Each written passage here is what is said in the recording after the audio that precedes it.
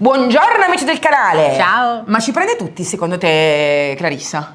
Secondo me in altezza non ci arriva. No, vedono un coso tanto grosso ma non capiscono quanto è grande, che cos'è. Allora chiamiamo le tre ragazze che oggi ci aiuteranno. Eccoci! Presentatevi, chi siete? Ciao! Ilaria, Daniela, Sara. E cosa ci fate qua? Facciamo il corso. Facciamo il mobile, Sì, facciamo al il mobile, corso. ragazzi. Ma di dove siete? Reggio Emilia. Emilia Romagna, Comacchio, Modena. E quindi sono qua a aiutarci oggi. Quindi oggi non faticchiamo niente, faticano loro. sì. Ma che figata, partiamo. Aiuto!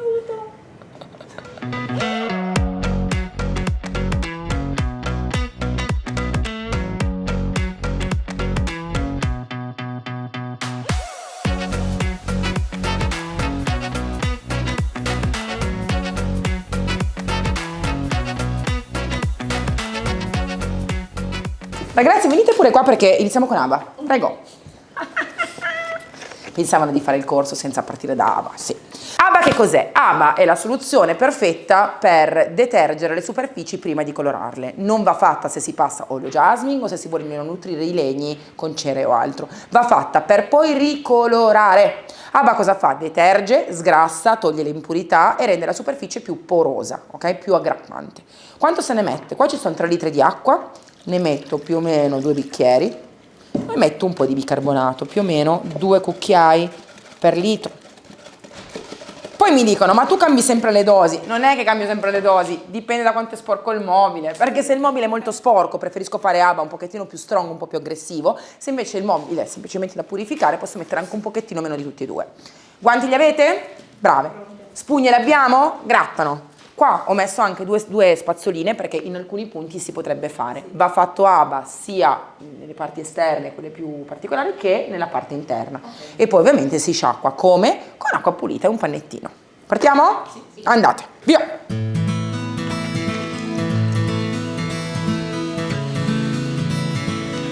Come vedete qua c'è una vernice vecchia che in certi punti scrosta, là soprattutto scrosta perché ha preso probabilmente dell'umidità, era in un vecchio garage abbandonato. Questa credenza, che ora vedete così bene, così bella, in realtà era in un vecchio asilo. Poi le normative sono cambiate e dall'asilo hanno dovuto toglierlo questo mobilone. E che cosa è successo? Che aveva addirittura un vetro rotto, maniglie rotte e scardinate, era messo un pochettino male. Ovviamente prima di partire con questo tutorial io che cosa ho fatto? Ho sistemato una parte della cordolatura superiore, abbiamo messo quel pezzo di legno, abbiamo tolto le maniglie, abbiamo carteggiato qua perché era tutto pieno di chiodi arrovellati, abbiamo pulito le maniglie e dopodiché abbiamo cercato di capire se avesse i tarli o meno. I tarli non li ha, ma abbiamo già controllato e purificato, ok? Ora si parte facendo bene Aba e facendo scrostare quello che scrosta, perché lì in alcuni punti va via. In certi messaggi a volte vedo nei tutorial in cui mi dite ma avete detto che non serve carteggiare, perché carteggiate? No, nessuno carteggia.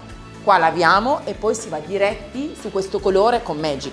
Chiaro che se in certi punti come qua la vernice scrosta e va via perché perdi pezzi, devi toglierla perché altrimenti ci vai a appiccicare sopra una vernice che poverina salterà via. Quindi mi raccomando, ricordate sempre che su Magic si può tranquillamente fare affidamento, si va su vernici, non succede nulla a patto che siano belle attaccate alla superficie.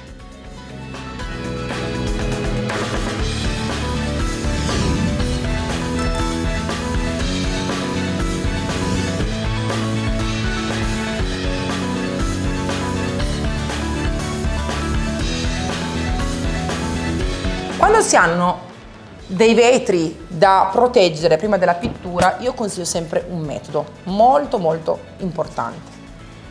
Adesso io metterò più nastro perché fin là è troppo alta l'antina, sarebbe ancora meglio se riuscissimo a fare un'unica mandata di nastro carta fin lassù. Adesso facciamo un pezzettino. Prendo il nastro da 5 cm e vado ad appoggiarlo prima nella parte del vetro. Voi mi dite perché?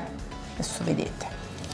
Lo attacco qua, poi prendo una spatolina tipo questa, parto dal centro, vado il più possibile ad insinuarmi nel bordino. Non mi devi ovviamente rompere il nastro, perché altrimenti il nostro lavoro non serve. Occhio che non deve attaccarsi al legno, Tu devi andare il più possibile contro, senza attaccarti al legno. Ora puoi fare questo lavoro. Ora puoi fare questo lavoro di andare a far aderire bene. E solo ora prendi un cutter e fai questo lavoro, andando a 45 gradi all'interno dell'innesto del legno.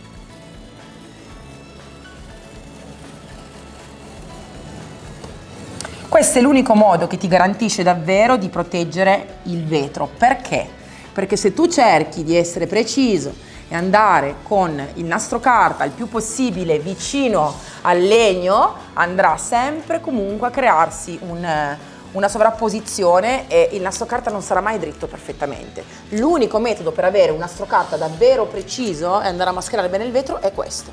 E ricordatevelo, si parte dal vetro, si attacca delicatamente, si va a portare al limite e poi dopo si va a catterare. Ovviamente si fa così anche negli angolini, dappertutto. Lo fate voi? Avanti!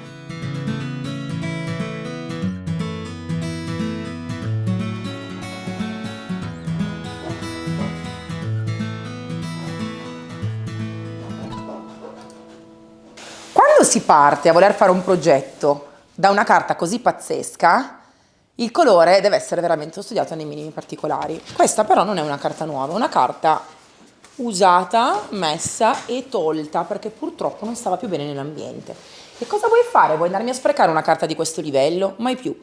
Quindi, punto primo, ricordate sempre che spesso e volentieri una carta può anche essere salvata dopo che è stata tolta dal muro. Perché ve lo dico? Perché a volte vengono tolte anche delle carte che vengono via particolarmente bene e con criterio, nel senso che a volte sono carte vintage, carte antiche. Chiaro che non si possono più utilizzare su parete, ma perché non tagliarle e metterle nei cassetti, nei mobili, nelle vetrine, che è un recupero a volte anche molto bello, perché spesso si vanno a salvare delle carte che sono veramente vecchie e antiche.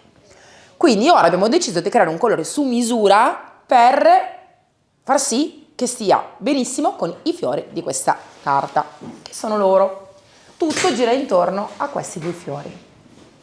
Cosa abbiamo fatto? Abbiamo creato 3-4 tonalità e abbiamo cercato di capire quali fosse, oltre che la più bella, quella che ci piaceva anche di più. Un colore molto più violaceo, un colore un po' più spento, colore fresco che è una via di mezzo, leggermente più chiaro, e un colore più sbarazzino. Ma ho fatto scegliere le ragazze che sono qua con me oggi e sono andate ai voti e ho scelto la via di mezzo. Quindi andremo a creare questo tono. Ora, sarà facile? Facilissimo, perché ho già testato e ho già capito che è facilissimo. Su un foglio bianco di carta viene subito bene il colore.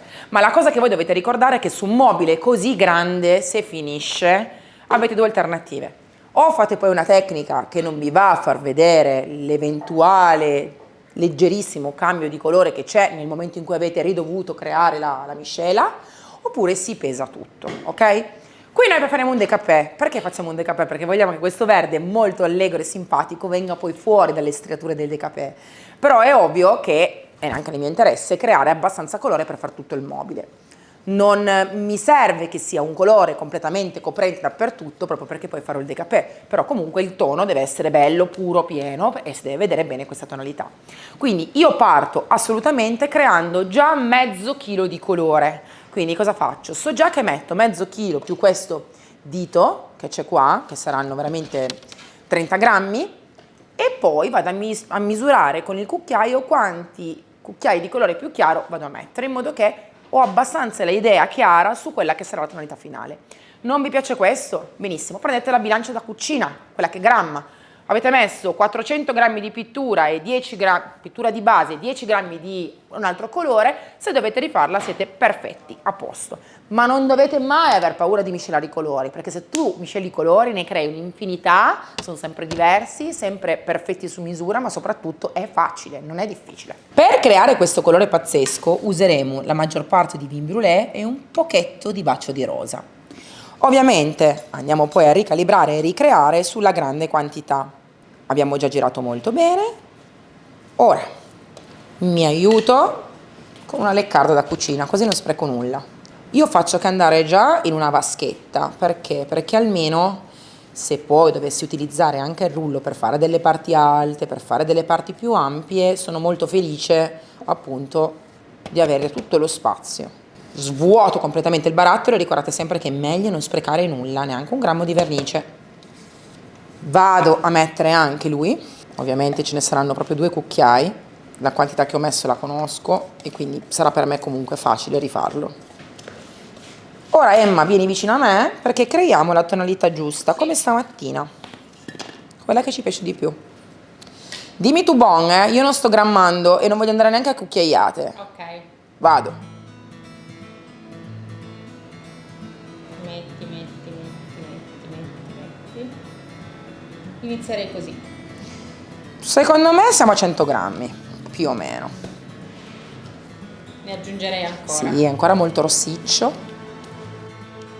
Ho messo secondo me in tutto 150 grammi di bacio di rosa. Quindi arriviamo più o meno in questo momento ad avere 650 grammi di pittura. Questo è un mobile veramente molto grande, su 2 mani, quindi probabilmente la useremo tutta. E ricordate che io adesso sto girando con questa leccarda da cucina solamente perché è gommosa e non spreco nulla e giro bene, ma alla fine girare con il pennello è ancora meglio perché il pennello poi dopo gratta il fondo della latta, del barattolo, della vaschetta e quindi mi sceglie ancora molto meglio. Test. È ancora scuro. Sì, è ancora scuro. Bacio di rosa. E vedi, adesso è lui. Non siamo ancora arrivati a lui.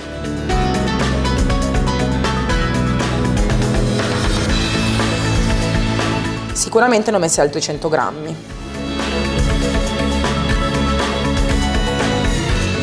Ora andremo a stenderlo in modi differenti. Perché? Perché voglio far capire a voi e a loro la fondamentale differenza tra stendere le cose con un rullo qualsiasi o questi rulli e soprattutto con un pennello qualsiasi o un pennello come questo che è fantastico.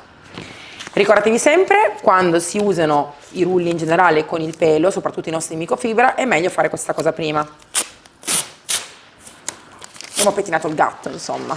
No, questo lo usano in realtà come trucco tutti i decoratori ed è una cosa che aiuta proprio ad avere sempre un rullo praticamente bello nuovo. Io ho la fortuna di avere una lavatrice che utilizzo apposta per tappeti, stracci o altro e sciacquo prima, faccio scaricare la pittura, dopodiché li metto in lavatrice con gli stracci, quindi vengono sempre belli puliti. Ovviamente sapete che il trucco è anche un po' di ammorbidente, un po' di balsamo per capelli, che diventano veramente nuovi. Non è questione di essere pignole, è questione che durano tantissimi anni e quindi risparmiamo soldini. Stesso trattamento ricordate anche per i pennelli. Ricordate che quando si usano peli in microfibra come questi, non rischi invece come con il rullo in spugna di fare la schiumettina. Qua abbiamo la fortuna di avere molto colore oggi perché il mobile è molto grande, quindi è vero, sicuramente in qualche momento vedrete uscire delle bolle che sono l'aria, ma pochissime rispetto a quello che è l'aria, le bolle e la schiuma che può creare un rullo in spugna. È importante però quando si parte caricare il rullo il più possibile in modo che non ci siano punti morti dentro, che non ci siano punti senza pittura. Questo perché? Perché il rullo va usato leggero e senza schiacciare, sempre, ok? Ma va anche usato carico, perché se non lo usi carico non stendi in modo giusto. Io ora qua parto con il rullo quindi a pelo lungo e un pennello a punta, perché? Perché vado nei laterali. Dopodiché vi faccio vedere anche la stesura con il pennello King. Guardate qua, lato, sempre i lati prima, lato e ultimo il lato. Rullo bello pieno, non vi preoccupate se subito vi sembra che ci sia la strisciata, la parte più ruvidina, non vi preoccupate perché tanto comunque stendendo poi si autolivella tantissimo. Mamma mia che bello sto colore! Aggrappa ovviamente benissimo anche perché abbiamo fatto bene Aba e quindi ora quello che a me preme che voi capiate è questo. La prima passata deve sempre essere totalizzante, vuol dire che dove sei passato non si deve più vedere neanche un grammino del colore che c'era prima sul fondo, mai. Questa è solo la prima, ovviamente poi ce ne sarà una seconda. Ovvio che non sto schiacciando. Quando poi adesso vado sul laterale posso continuare, ma devo sempre passarlo molto molto leggero, in modo molto morbido. Non vado a schiacciare.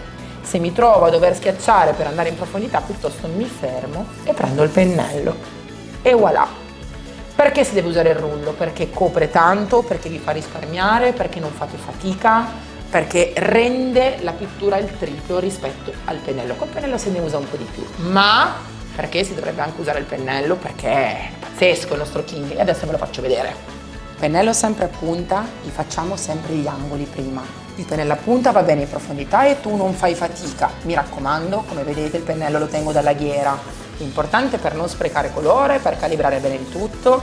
e soprattutto per andare in profondità e non lasciare segni, non lasciare difetti. Ora, pennello King, che è un pennello che lascia una pennellata, se vuoi, molto materica, se vuoi molto fluida, con un buon serbatoio. Pennellata incrociata, prima orizzontale, sempre. Senza impazzire, la pennellata incrociata è questo, ti dà garanzie senza impazzire. Poi lisci seguendo la lunghezza del laterale e del mobile. E voilà. Differenza sostanziale? Che qua avremo una bella striatura materica che sarà il nostro lusso, perché una bella pennellata ben fatta che si vede non è mai sbagliata, è il pregio di saper dipingere bene. Se avete questo difetto, se avete un dilemma, se non pensate di essere abbastanza capaci, potete sempre usare il rullo, che va benissimo e lascia una superficie fantastica, ma ricordate che una buona pennellata ben stesa così per il restyling è sempre un vanto. Quando mi dite mi spiace perché si vede la pennellata, sbagliato, perché se non si vede la pennellata vuol dire che è stata fatta o a spruzzo e può andare bene se lo vuoi, o altrimenti è stato fatto in catena di montaggio in fabbrica, e quello non è il lusso del restyling. Quindi ragazze, scegliete voi, non importa se si vede la differenza tra rullo e pennello, ma a me interessa che voi proviate entrambi. Continuiamo.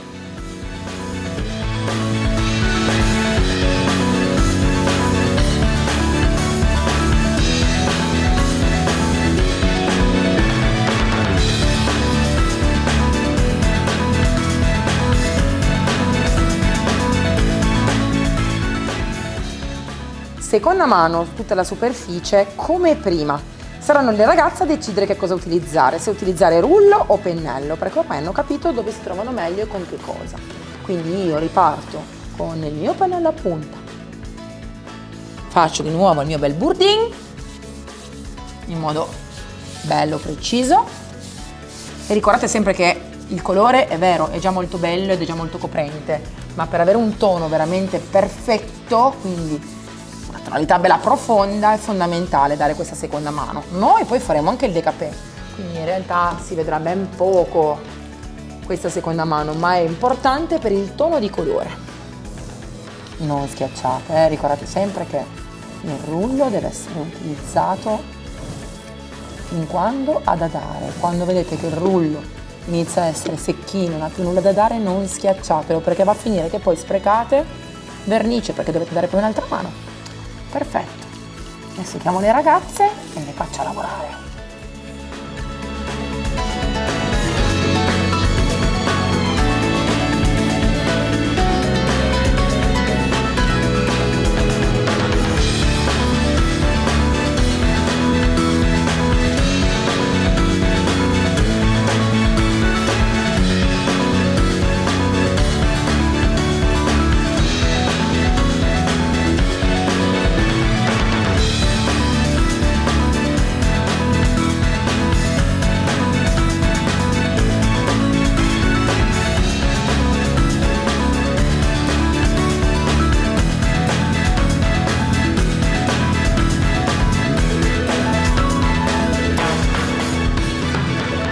Mobile enorme ha bisogno di un décapé. Perché? Perché facciamo uscire fuori da questa bellissima nuance che abbiamo creato un po' di verde e un po' di marrone. Se fossi una persona cattiva, obbligherei le girls oggi a passare il manipolo con la carta vetro a mano.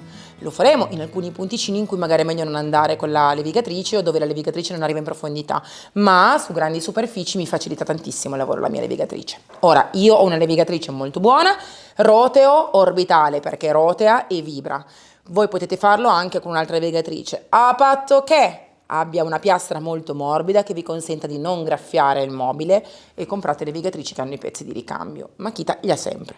Questa è, per quanto mi riguarda, un top di gamma nella levigatura, ma ci sono anche delle levigatrici più economiche, sempre di Makita, molto buone. Con i 100 euro soliti ti porti a casa una levigatrice di qualità che dura 20 anni, con una piastra molto morbida che ti permetta di essere aggiustata tutte le volte che necessita, se per caso dovessi romperla. Lei è molto leggera perché la batteria ce l'ha a parte, quindi quando io la tengo in mano per fare queste lavorazioni come il décapé non mi pesa e posso andare anche sul soffitto senza far fatica. Un'altra cosa, ha le marce, quindi tu puoi abbassare o aumentare la marcia, in questo modo va più veloce, più lenta, in questo modo carteggia di più di meno in base a quello che ti serve. L'ho collegata al mio aspirapolvere e non faremo polvere, cosa importantissima. Quindi ora guardate il risultato.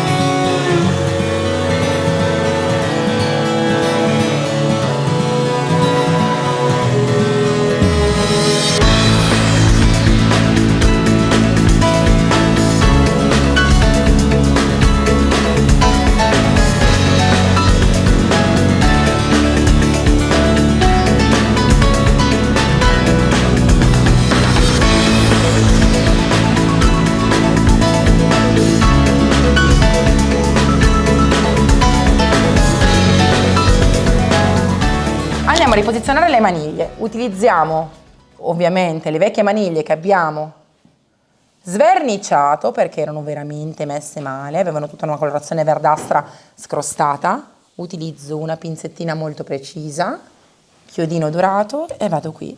Se avete una vitina vintage dorata, meglio ancora.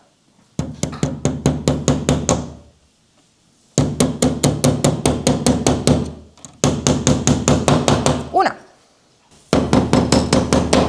2, 3 e 4. Vi chiederete come mai abbiamo messo le maniglie prima di mettere il resto, quindi prima di mettere la protezione, per il semplice fatto che vogliamo capire se la vaniglia ci piace nel contesto, perché la cosa più importante di questo mobile è che la carta da parati deve ancora essere inserita, potrebbe poi essere troppo o la carta o la maniglia. Mettendole ora ce ne rendiamo conto e se volessimo potremmo ancora colorare la maniglia dello stesso colore del mobile, dare una grattatina e sarebbe anche la maniglia dei capè, non per forza originale, come era all'epoca. Quindi ora le mettiamo tutte, mettiamo la carta e capiamo se ci piace. Oggi facciamo vedere come si utilizza una nuova colla, è molto particolare, nel senso che è sempre una colla preparato, è sempre una colla in polvere, ma è una colla veramente versatile, perché con questo solo prodotto puoi attaccare tutti i tipi di carte da parati a tutti i supporti che tu desideri. Quindi non servono più colle, non serve quella per il parato pesante, parato leggero, carta vinilica e tutto il resto. Perché? Perché qua su questa bella tabella che voi vedete avete le varie diluizioni per il peso in base a quello che voi dovete realizzare. È tutto specificato, quindi vinilici e parati lavabili, è tutto quanto specificato. È una colla di produzione italiana, molto buona, e la cosa più bella di questa colla è che in 5 minuti è pronta e se seguite la nostra istruzione non fa grumi, molto meno delle altre colle in commercio. Quindi non vi dico che sia assolutamente l'unica colla da utilizzare, se vi trovate bene con tutte le altre che noi rivendiamo, acquistate quella che vi piace di più, ma lei mi ha stupito. Metto un po' di acqua prima nella vaschetta, in base più o meno alla carta che devo attaccare. Io ovviamente non costruisco troppa colla. Perché? Perché devo attaccare 3 pannelli nelle trantine piccoline e 3 pannelli nel retro del mobile. Non ha senso che faccia un intero secchio, non ha senso neanche che io vada a diluire tutta la confezione, cosa che solitamente fanno i tappezzieri perché partono già con un secchio di colla dovendola mettere solitamente su pareti. Quindi quando andate a mettere la carta su piccoli mobili o anche grandi mobili, ma solo sui mobili, fatene un po' per volta. Sappiate che se ne avanzate la potete chiudere per bene in un barattolo, anche quello dei sottaceti, e dura anni. Ok? Quindi non è da buttare via, anzi se ne avanza, la mettete nel barattolo e dopo 6 mesi l'aprite, giratela solo bene, vedrete che è sempre perfetta. Vai Emma. L'importante è mettere acqua fredda, l'importante è mettere la colla a pioggia in questo modo, vedete che noi la stiamo mettendo pian pianino, vedete che stiamo girando delicatamente. Nel frattempo i grumini di colla che stanno scendendo non faranno in tempo ad agglomerarsi e fare i grumi.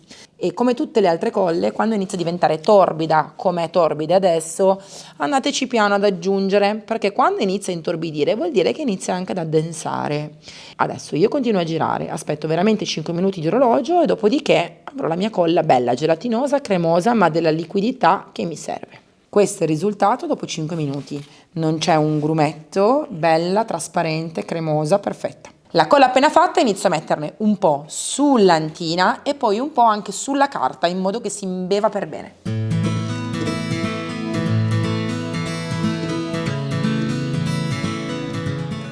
Se dovesse asciugarsi, prima che voi andiate a mettere la carta, mi raccomando, rimettetene un bello strato. Io non voglio che ce ne sia poca e quindi metto ancora un po'. Pezzo di carta, lo giro. Perché vedete queste rovinature su questo pezzo di carta? Perché questa carta è stata già usata e tolta e uno dei pochi modi per salvarla oggi è proprio metterla su un mobile. L'abbiamo tagliata, sezionata in modo che impreziosisca questo mobile, in modo che anche la carta possa avere una seconda vita. Vediamo se ci riusciamo. Colla generosa su tutta la parte retrostante.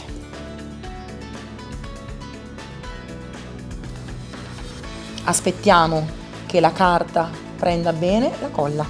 Questa carta nello specifico è molto spessa, sentite, ha uno spessore di più di 1 millimetro, quindi ho messo la colla, ha agito, ha ammorbidito e ora posso andare finalmente a togliere tutto questo strato che è quello che c'era sulla parete da cui è stata tolta. Quindi ora cosa farò? Toglierò tutto questo strato che ovviamente è troppo spesso e che ovviamente mi ha inumidito la carta. Se alcuni punti non vengono via, posso anche rimettere la colla e aspettare. In questo modo vado a salvare la superficie e la posso tranquillamente riusare. Vi chiederete, ma non è che dall'altra parte si sta rovinando? No, perché questa carta è veramente spessissima, guardate. Tolgo tutta questa parte che non va bene e rimetto la colla. Questo passaggio non lo potete fare inumidendo la carta solo con della semplice acqua, perché altrimenti la spatola non scivolerebbe, non verrebbe via bene così. Metto ancora un goccino di colla e nel frattempo rimetto la colla anche qua, in modo che la carta inizi a bere. Tolgo tutto quello che viene via.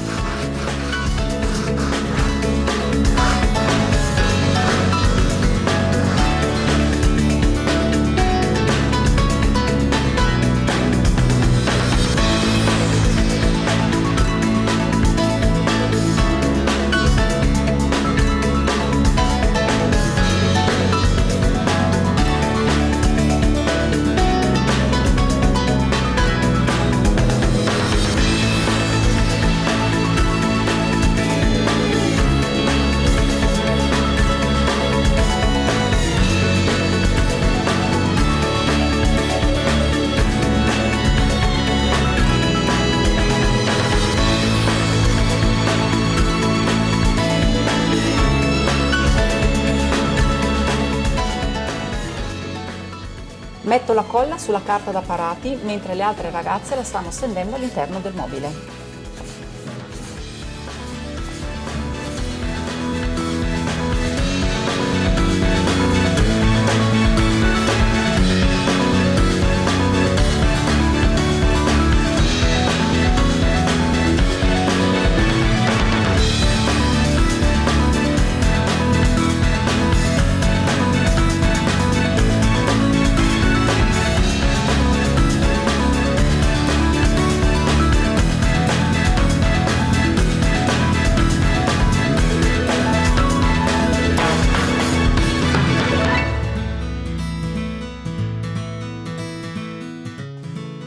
Proteggiamo tutto con la cera leggendaria, pennello ovale, carico bene, scarico l'eccesso e guardate che spettacolo il colore che viene fuori. Ricordate sempre che il colore protetto è bellissimo, diventa più pieno. Bello, bello, bello. Abbiamo rifinito la nostra carta da parati con un cordone color avorio, in questo modo sembreranno dei veri quadri.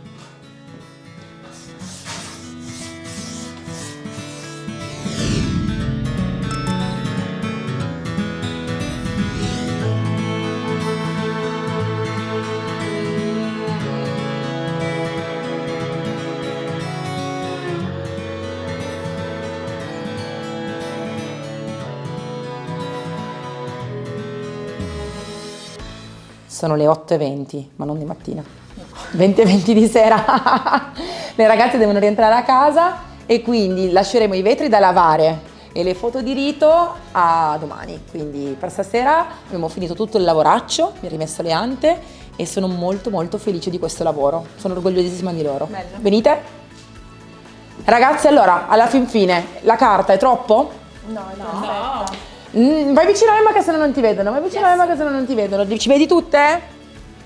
Allora, la carta è troppo? No. La carta è stata recuperata perché purtroppo è stata tolta dopo pochi giorni che era stata messa. Una carta così bella, così importante, non poteva essere sprecata e quindi le ragazze hanno capito che questo progetto era veramente importante.